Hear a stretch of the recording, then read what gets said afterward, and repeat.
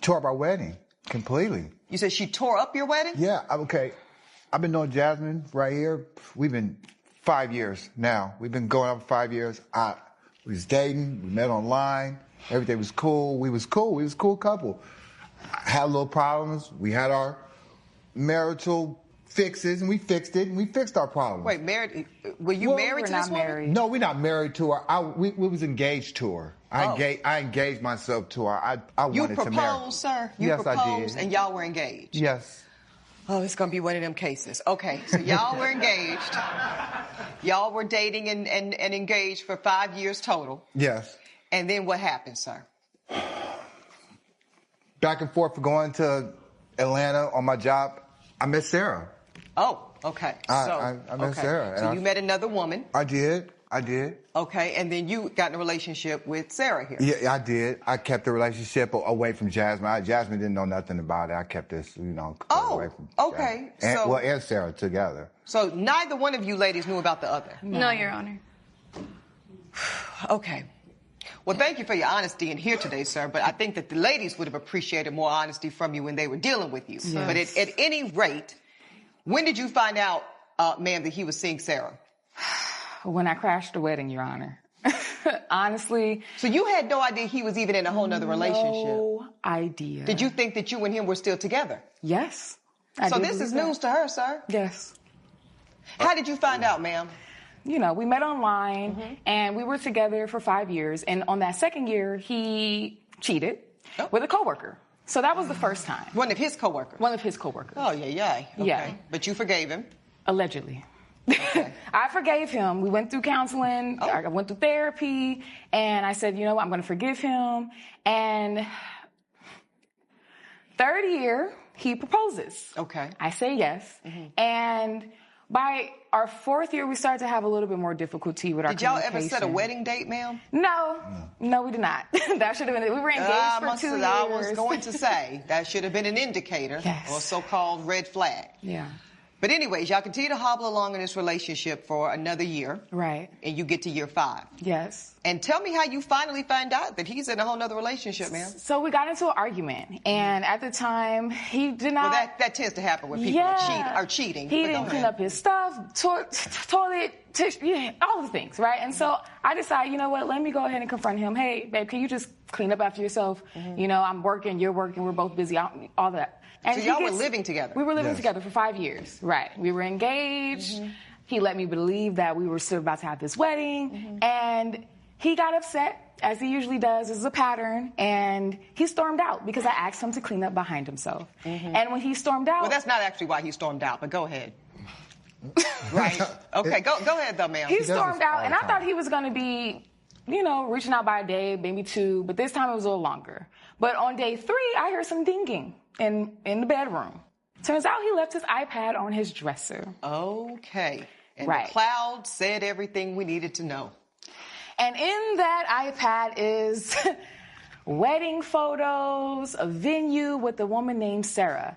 And I'm looking at the thing like, it says Marcus. And I'm like, not my Marcus, because we're getting married. Now what other Marcus iPad gonna be in your house? I don't know. I was in disbelief. I don't know. Maybe because, we were already in an argument. He left. And I'm like, okay, what's going on? So it says that they're getting married that weekend. So do you have evidence so the court can see what you saw? So I just have text messages from when he was leading me to believe that we were still together.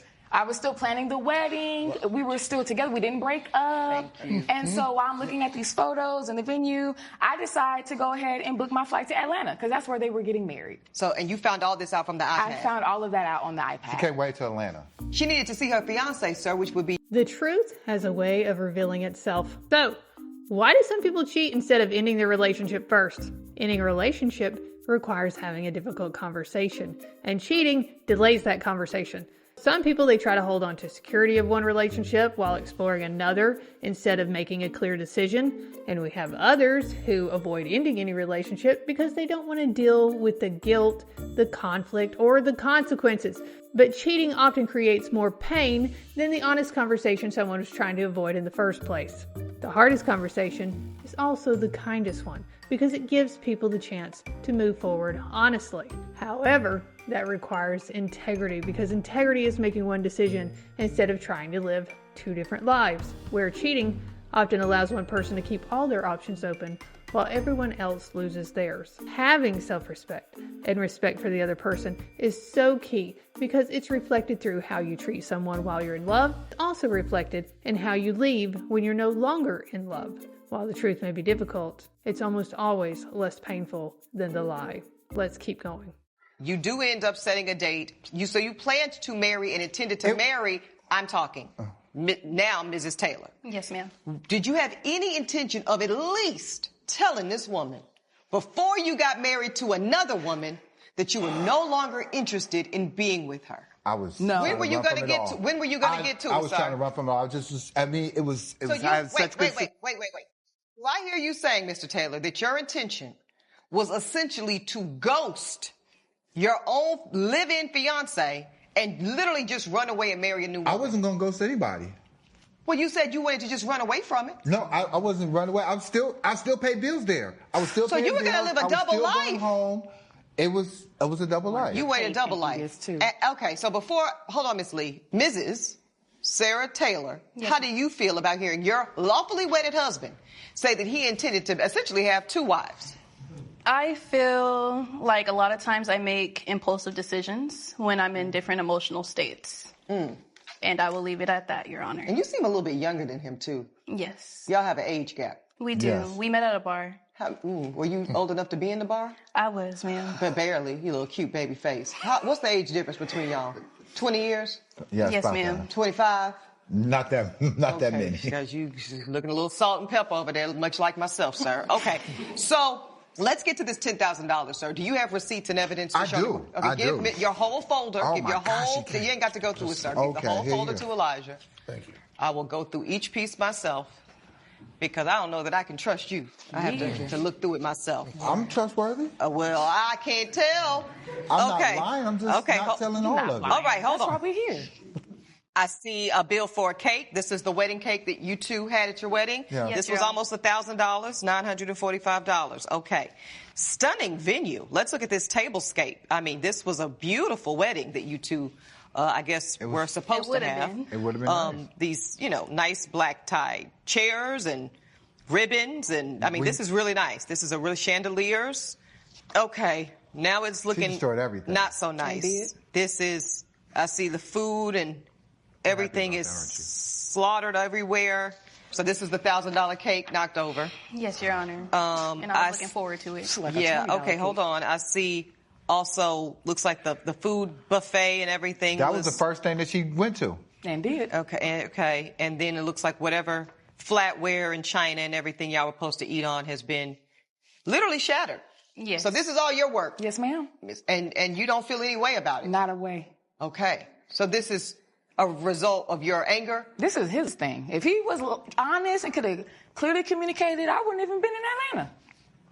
I wouldn't have to. So you wouldn't have came if I told you I was marrying her?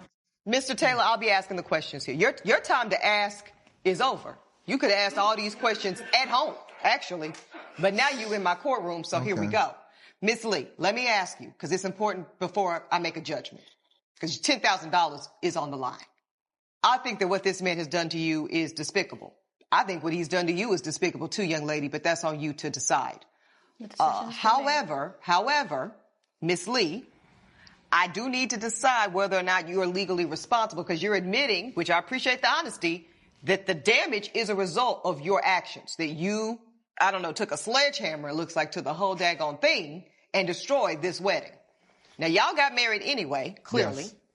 Yes. We did. But certainly your displeasure was seen and heard, right? Yes. Okay. But as I've already said to you, Mr. Taylor, you absolutely set all of this in motion with your lies, your deceit, your manipulation, okay? You wanted to make yourself happy on both ends. You wanted her and you wanted her. And if you could have gotten away with it longer, you would still be dealing with a married man, just not your husband. Ain't that a trip? Would it be? And it is only, sir, because the iPad told on you that we are here today, finally, with the truth. So I know that you're hurt and devastated, Ms. Lee. I know that you are, but you should be very grateful, my sister, that the technology glitches of the world and the universe and God above were looking out for you. because you could really have ended up in something really, really horrible. People don't always fight because the person is valuable. Sometimes they're fighting because of how much they have invested. The more the emotional investment, the harder it can be to let go, which might be why the wife would stay after hearing her husband's testimony.